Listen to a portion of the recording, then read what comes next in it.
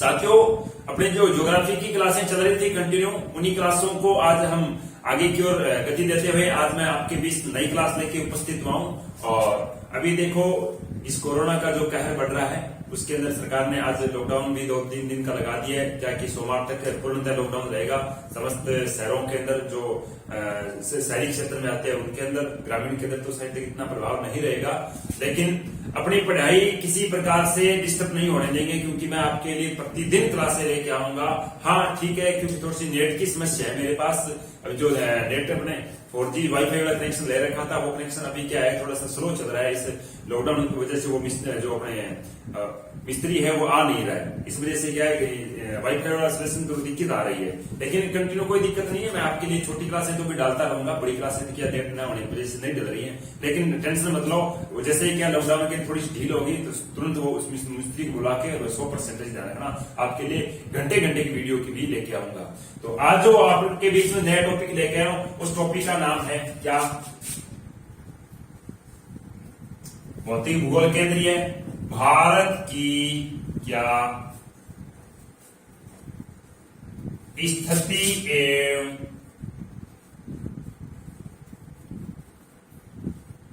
विस्तार। आज जो मैं टॉपिक आपके लिए लेके आया हूं वो क्या है? भारत की स्थिति एवं विस्तार। हम स्थिति भारत की हम पढ़ते हैं दो प्रकार से। क्या? एक तो हम पढ़ते हैं भारत की स्थिति, वो पढ़ते हैं अक्षांश रेखाओं के आधार पर। कहने का अर्थ, एक पढ़ते हैं अक्षांशीय की स्थिति, दूसरी स्थिति पढ़ते हैं वो पढ़ते हैं हम कौन सी स्थिति? देशांतरीय स्थिति। कौन सी स्थिति पढ़ते हैं? देशांतरीय स्थिति। कहने का देशांतर रेखाओं के माध्यम से हम क्या करेंगे? देशांतरीय स्थिति पढ़ेंगे। इसी प्रकार से आज हम सबसे पहले स्टार्ट कर रहे हैं, कौन सी स्थिति स्टार्ट करें? देशांतरीय स्थिति। तो यहाँ पर मैं छोटा सा आपको क्या एक ग्लोब के अंदर बताना चाहता हूं कि भारत की अक्षांशीय स्थिति कैसी है और देशांतरीय स्थिति कैसी है। तो देखो, ये जो आपको ग्लोब का चित्र दिखाई दे रहा है, इसके ऊपर देखें तो ये कौन सी रेखा होगी? जीरो रेखा, जो अपने देशांतर रेखा कहते हैं। मतलब ये नॉर्थ हो गया, साउथ हो गया, ये हो गई आपकी 0 डिग्री भूमध्य रेखा, कहते अक्षांश रेखा। ये ईस्ट हो गया, ये कौन सा हो गया? वेस्ट। तो यहां पर है अपना भारत। देखो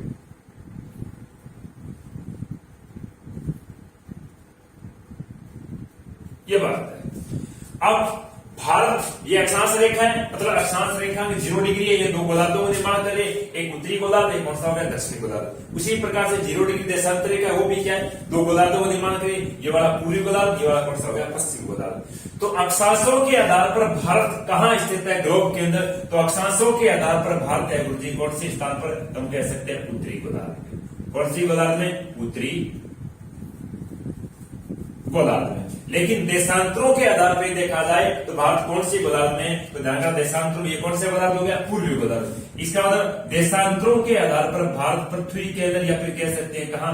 ग्लोब के अंदर कहां स्थित है? तो हम कह सकते हैं पूर्वी गोलार्ध में।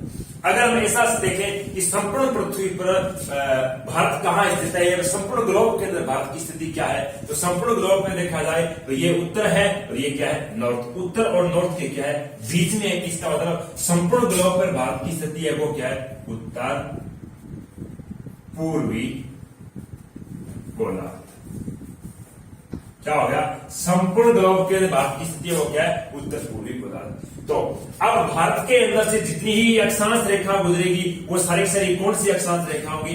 उत्तरी अक्षांश रेखा होगी। चाहे भारत के दक्षिण से गुजरे या भारत के उत्तर से गुजरे, भारत के अंदर जितनी ही क्या है देशांतर रेखाएं गुजरेगी वो सारी सारी कौन सी होगी? पूर्वी देशांतर रेखा होगी, क्योंकि भारत देशांतरों के आधार से कौन से गोलार्ध में? पूर्वी गोलार्ध में। तो हमेशा जानना, भारत के जितनी भी देशांतर से भारत के पश्चिम से निकले, से भारत की क्या पूर्व से निकले, सारे देशांतर रेखाएं वो कौन सी होगी? पूर्वी देशांतर रेखाएं होगी। तो देखो, हम सबसे पहले पढ़ते शुरू कर रहे हैं क्या कि भारत की अक्षांशीय स्थिति कैसी है। तो देखो, 0 डिग्री के बाद में मान लो ये 0 डिग्री होगी नीचे वाली, 0 से चलोगे तो ध्यान रखना यहां पर एक क्या है? अक्षांश रेखा गुजर रही। कितने डिग्री? तो ये है 6 पॉइंट कितने डिग्री? 4 डिग्री। कौन सी अक्षांश रेखा? तो ये है आपके नॉर्थ, कहने का उत्तरी अक्षांश रेखा। यहां पर जो जल भाग है, इस जल भाग के अंदर भारत के कुछ छोटे मोटे क्या है, एक द्वीपों का समूह बना हुआ है जिसको कहते हैं हम अंडमान निकोबार। तो अंडमान निकोबार के अंदर क्या है, निकोबार द्वीप का एक छोटा सा द्वीप है लास्ट के अंदर। इस द्वीप का नाम है क्या, इस द्वीप का नाम है इंदिरा पॉइंट। क्या नाम है, इंदिरा पॉइंट। या फिर कह सकते हैं इसका नाम, दूसरा नाम है पिग्मेलियन।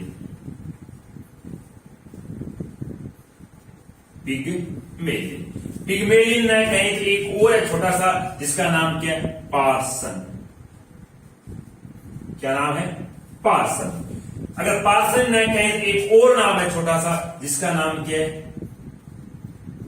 त्रिचिंग पॉइंट।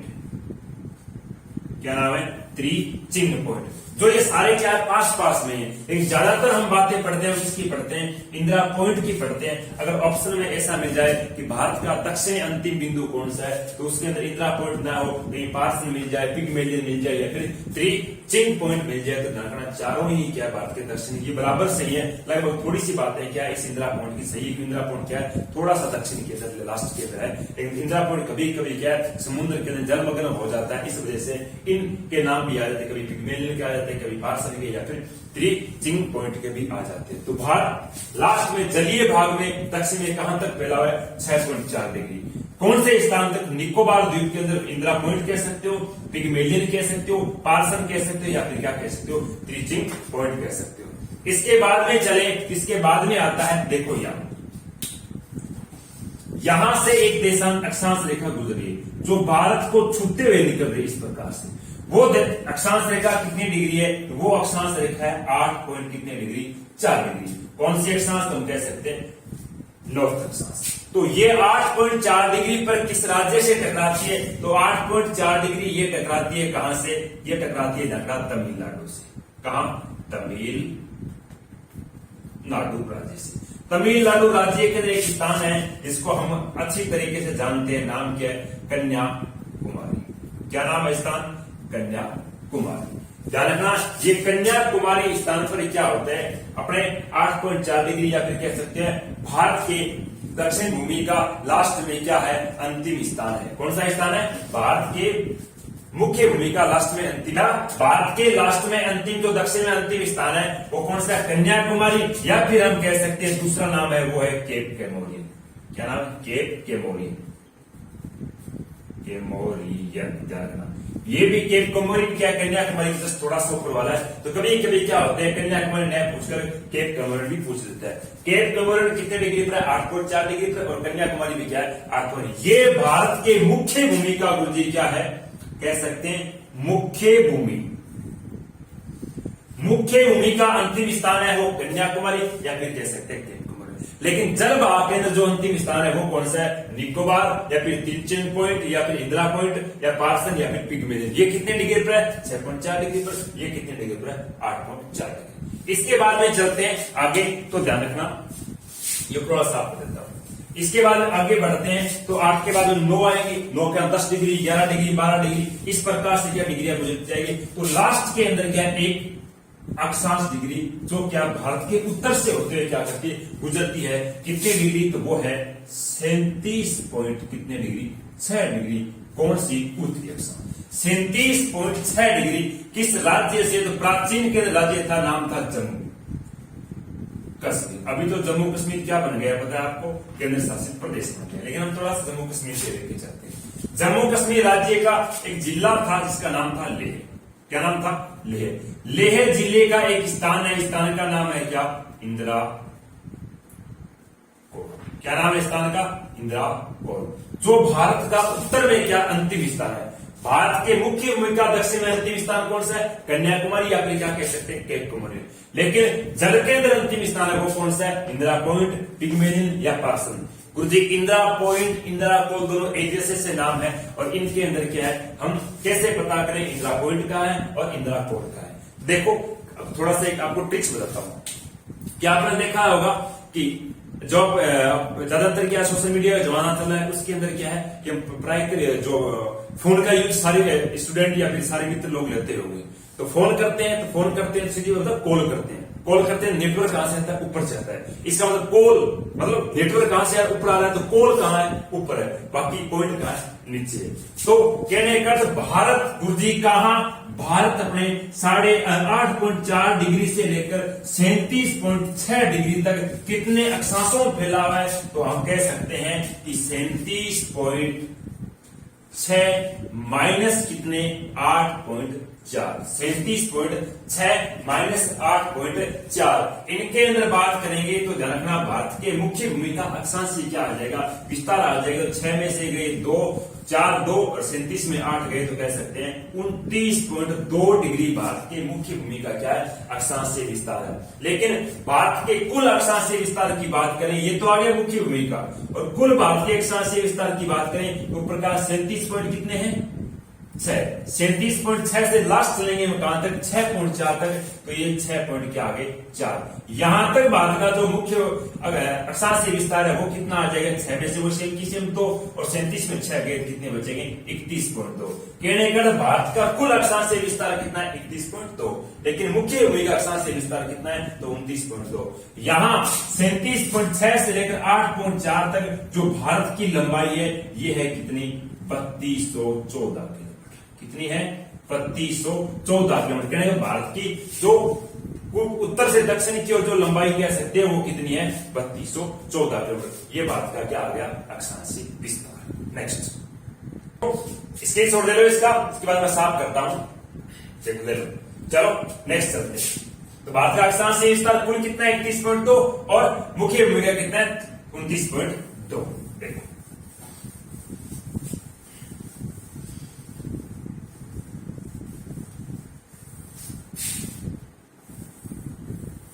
इतना साफ। अब बात आई किसकी? दूसरी जो भारत की स्थिति आती है वो आती है देशांतरों के आधार पर।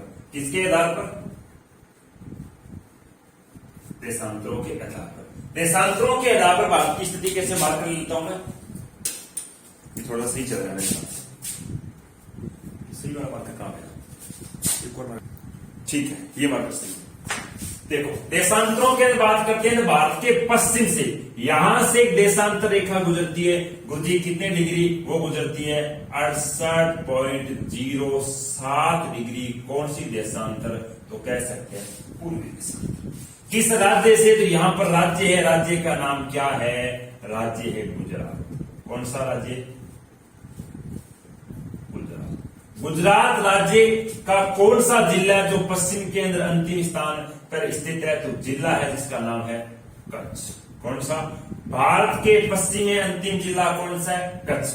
कच्छ जिले की तहसील कौन सी है? तो हम कह सकते हैं कौन सी? साबरकांठा। तहसील का नाम क्या है? साबरकांठा। साबरकांठा भारत की पश्चिम में क्या अंतिम स्थान है? या फिर हम ये कह सकते हैं कि भारत में इस राष्ट्र में कौन सा जिला जिसमें क्या अंत में सूर्यास्त होता है? तो वो कौन सा है? कच्छ। सबसे लास्ट में कौन सी तहसील में सूर्यास्त होता है? साबरकांठा। स्थान की बात करें तो स्थान कौन सा आता है? स्थान आता है हम कहते हैं गोरमात। गोरमात कह दो या फिर इसे कह दो गोरमोती। क्या? गोरमोती। तो गुरुजी एक दूसरा एक और स्थान आता है जिसका हमने भी कई बार नाम सुना है। स्थान का नाम क्या है? सारक्रिक। तो गुरुजी सारक्रिक क्या है? सारक्रिक ध्यान रखना भारत और पाकिस्तान के मध्य मतलब 24 अक्षांश और 22 अक्षांशों के बीच का, ये 24 अक्षांश होगी और ये क्या होगी? 22 अक्षांश। 24 और 22 अक्षांशों के बीच में एक समुद्र का दलदला भाग है जिस भाग को लेकर भारत और पाकिस्तान में सबसे बड़ा सीमा विवाद बना हुआ है। भारत कहता है ये सारक्रिक मेरा है, पाकिस्तान कहता है सारक्रिक क्या मेरा। अब कई बार क्वेश्चन पूछते हैं कि भारत और पाकिस्तान में के मध्य सबसे बड़ा सीमा विवाद किस राज्य में? तो 90% लोग ये कहते हैं जम्मू कश्मीर। नहीं, गुजरात राज्य के अंदर कौन सा सारक्रिक स्थान है? ये क्या है? भारत और पाकिस्तान के मध्य सबसे बड़ा सीमा विवाद का कारण है, न कि ये पश्चिम में अंतिम स्थान। पश्चिम में अंतिम स्थान कौन सा है? गोरमात या फिर गोरमोती। तहसील कौन सी अंतिम? साबरकांठा। जिला कौन सा है? कच्छ। और राज्य कौन सा है? गुजरात। कितने डिग्री पर है? हम कह सकते हैं 68.07। यहां से चलेंगे 69, 70, 71, 72 इस प्रकार से चलते गए तो लास्ट में क्या एक पूर्व में एक देशांतरिका गुजर रही है। वो कितने डिग्री? वो गुजर रही है 97 पॉइंट कितने डिग्री? 25 डिग्री कौन सी? पूर्वी देशांतर। किस राज्य से? तो यहां पर राज्य का नाम है अरुणाचल प्रदेश। कौन सा राज्य? अरुणाचल प्रदेश। अरुणाचल प्रदेश का जिला कौन सा है? जिले का नाम है तवांग जिला। कौन सा जिला है? तवांग। तवांग जिले की तहसील है, तहसील का नाम है वालांगू। कौन सी तहसील है? वालांगू। और स्थान का नाम क्या है? किबीथू। ये किबीथू जानना भारत का पूर्व में क्या है? अंतिम स्थान है। कह सकते हैं भारत में सबसे पहले सूर्य कहां उदय होता है? किबीथू में। सबसे बाद में सूर्यास्त कहां होता है? तुम कहते हैं पूर्वार्ध में। सबसे पहले किस राज्य में सूर्यास्त उदय होता है? अरुणाचल प्रदेश में। और अस्त कहां होता है? गुजरात में। सबसे पहले कौन से जिले में सूर्य उदय होता है? तवांग में। अस्त कौन से होता है? साबरकांठा। सबसे पहले कौन सी तहसील में सूर्य उदय होता है? तो वालांगू। और अस्त किसमें होता है? साबरकांठा। कहने का कितने डिग्री पर उदय होता है? 97.25 डिग्री। कितने डिग्री पर अस्त होता है? हम कहते हैं 68.07 डिग्री क्या होता है? अस्त होता है। कहने का भारत का देशांतरीय विस्तार कितना हुआ? तो गुरुजी देशांतरीय विस्तार की बात करेंगे तो 97 पॉइंट कितने? 97.25 में से आप कितने घटा दो? 68.07 घटाओगे तो आपके सामने कितने आ जाएंगे? 29 पॉइंट कितने डिग्री? 18 डिग्री भारत का क्या देशांतरीय विस्तार है। इसका मतलब हमने देशांतरों के कुछ सवाल किए थे। तो वो सवाल कैसे किए थे कि यहां से कहां 97.25 से 68.7 तक अगर कोई सूर्य का प्रकाश पहुंचेगा कितना समय लेगा? कहने का अरुणाचल प्रदेश में जब 6 बजे होंगे, उसमें गुजरात में कितने बजे होंगे? तो यहां पर जो समय का अंतर निकलेगा कैसे? तो हम कह सकते हैं एक देशांतर को पार करने में कितना समय लगता है? 4 मिनट का। तो यहां पर कितने हैं? 29 पॉइंट कितने हैं? 18। इसको किससे इंटू कर दो? 4 से। 4 से इंटू करोगे कितने हो गए? 832। 4 और 3 कितने हो गए? 7। आगे कितने आ रहे हैं? 9 चौक 36। 4 दुए 8 और 3 कितने हो गए? 11। कहने का कितनी मिनट आ गई? 116 मिनट आ गई। कितने आ गई? 72 सेकंड आ गई। इसका मतलब सेकंडों को मिनटों में बदलना है। किसका भाग दो? 60 का भाग देंगे। इसका मतलब कितनी मिनट आ जाएंगी? 1 मिनट और गुरुजी कितने सेकंड आ गई? 12। और मिनटों को किसमें बदलना है? घंटों में बदलना है। किसका भाग दो? 60। तो यहाँ पर कितने आ जाएंगे? 1 घंटा और कितने मिनट आ जाएंगे? 56 मिनट आ जाएंगे। अब क्या करेंगे? इस मिनट को भी इसके साथ जोड़ेंगे तो 1 घंटा 57 मिनट और कितने सेकंड आ गई? 12 सेकंड आ गई। कहना है अरुणाचल प्रदेश से कहा जब सूर्य कहां पहुंचता है? गुजरात पहुंचता है तो उसे कितना समय लगता है? कहने का 1 घंटा 57 मिनट और 12 सेकंड लगता है। लगभग किताबों का ये मिलता है कि 2 घंटे। वो लगभग दिखता है लेकिन राइट है वो कितना है? 1 घंटा 57 मिनट और 12 सेकंड का समय लगता है। तो इसका स्क्रीनशॉट लो, मैं आगे की ओर बढ़ता हूं। क्या आपने ले लिया स्क्रीनशॉट? चलो ठीक है, इसको साफ करता हूं। तो भारत का देशांतरीय विस्तार समझ आ गया आपको, भारत का अक्षांशीय विस्तार समझ आ गया। थोड़ी सी बातें जो इस अक्षांश और देशांतर से जुड़ी हुई है वो बता देता हूं आपको कि गुरुजी भारत के अंदर समय है वो कहां से लिया गया? तो ध्यान रखना, भारत के जो समय है वो कहां से लिया गया? यहां से एक देशांतर रेखा गुजर रही है। वो देशांतर रेखा कहां? अपने उत्तर प्रदेश से प्रवेश करती है। उत्तर प्रदेश का मध्य प्रदेश, मध्य प्रदेश के बाद में छत्तीसगढ़, छत्तीसगढ़ ओडिशा, ओडिशा के बाद आंध्र प्रदेश, ऐसे क्या करती निकलती है। और देशांतर रेखा कितनी है? 82.5 डिग्री। कौन सी देशांतर रेखा? पूर्वी देशांतर रेखा। भारत का समय कहां से लिया गया? 82.5 डिग्री पूर्वी देशांतर। किस राज्य से लिया गया है? तो जानना उत्तर प्रदेश। किस राज्य से? उत्तर प्रदेश। उत्तर प्रदेश राज्य का जिला कौन सा है? जिले का नाम क्या है? मिर्जापुर। कौन सा जिला है? मिर्जापुर। मिर्जापुर के अंदर जो स्थान है, स्थान का नाम क्या है? नैनी। देखो एक नैनीताल है, वो नैनीताल उत्तराखंड, हिमाचल उत्तराखंड की सीमा पर है, लेकिन वो नैनी है सिद्धू, वो नैनी कटा है वो उत्तर प्रदेश में। इस नैनी नामक स्थान से भारत का क्या लिया गया? समय निर्धारित किया गया। इसका मतलब भारत की समय रेखा कौन सी है? 82.5 डिग्री। विश्व की समय रेखा कौन सी थी? 0 डिग्री देशांतर, जिसे हमने क्या कहा था? GMT कहा था, ग्रीनविच मीन टाइम। तो गुरुजी भारत के समय रेखा को, भारत के समय को क्या कहोगे? भारत के समय को कहोगे IST, मतलब इंडिया स्टैंडर्ड टाइम। इसे क्या कहोगे? India standard time. इसे क्या कहोगे?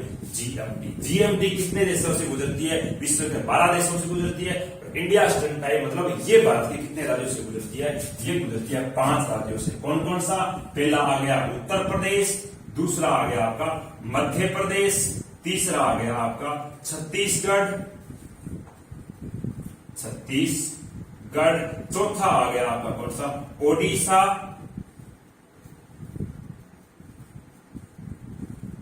ओडिशा और पांचवा आ गया आपका आंध्र प्रदेश।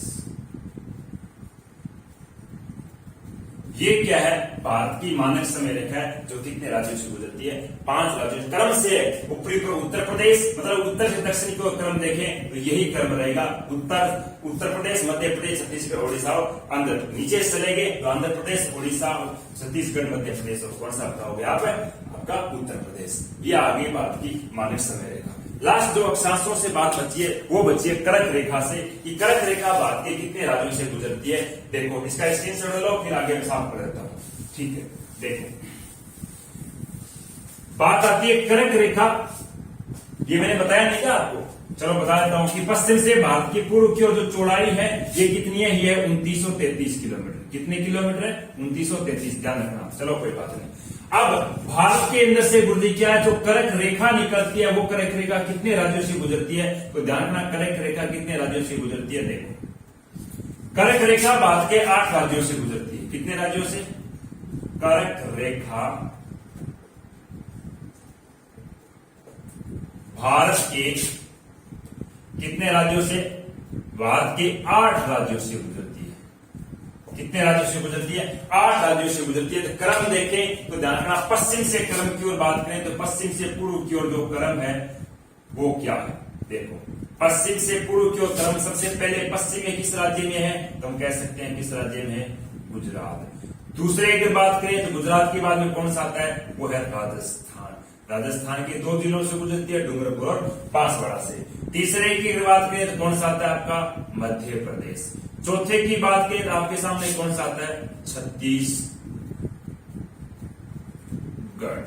पांचवें की बात करें तो कौन सा आता है, झारखंड।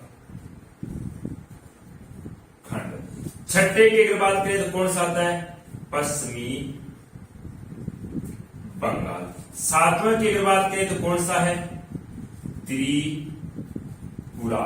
और 8वें की बात करूं तो कौन सा है, मिजोरम। कौन सा है, मिजोरम। कहने भारत में कर्क रेखा कितने राज्यों से गुजरती है, 8 राज्यों से गुजरती है। पश्चिम से पूर्व की ओर जो क्रम है वो क्या है, ऐसे पहले राजस्थान, गुजरात, राजस्थान, मध्य प्रदेश, छत्तीसगढ़, झारखंड, पश्चिम बंगाल, त्रिपुरा और मिजोरम। अगर पूर्व से पश्चिमी की ओर क्रम पूछे तो आप बता सकते हो मिजोरम, त्रिपुरा, पश्चिम बंगाल, झारखंड, छत्तीसगढ़ और कौन सा, मध्य प्रदेश, राजस्थान और गुजरात। ये क्या है, कर्क रेखा का क्रम है। एक छत्तीसगढ़ एक ऐसा राज्य है जिससे कर्क रेखा प्लस भारत की समय रेखा दोनों गुजरती है, और एक भारत की ऐसी राजधानी जिससे केवल और केवल क्या, कर्क रेखा गुजरती है। वो राजधानी कौन सी है, वो झारखंड की है। कौन सी, रांची। रांची से ही क्या है, सिर्फ एक ही भारत की ऐसी राजधानी है जिस राजधानी से क्या है, अपने कर्क रेखा गुजरती है। तो प्यारे विद्यार्थियों, अपने आज की क्लास थोड़ी इतनी रखेंगे क्योंकि मैंने बताया था ज्यादा लंबे वीडियो बनाएंगे, मेरे पास अभी थोड़ा सा नेट की प्रॉब्लम चल रही है। अब क्या है, नेक्स्ट आपके लिए अगले वीडियो के लिए इंतजार रहें, उस वीडियो को क्लास में आपके लिए लेके आऊंगा। धन्यवाद।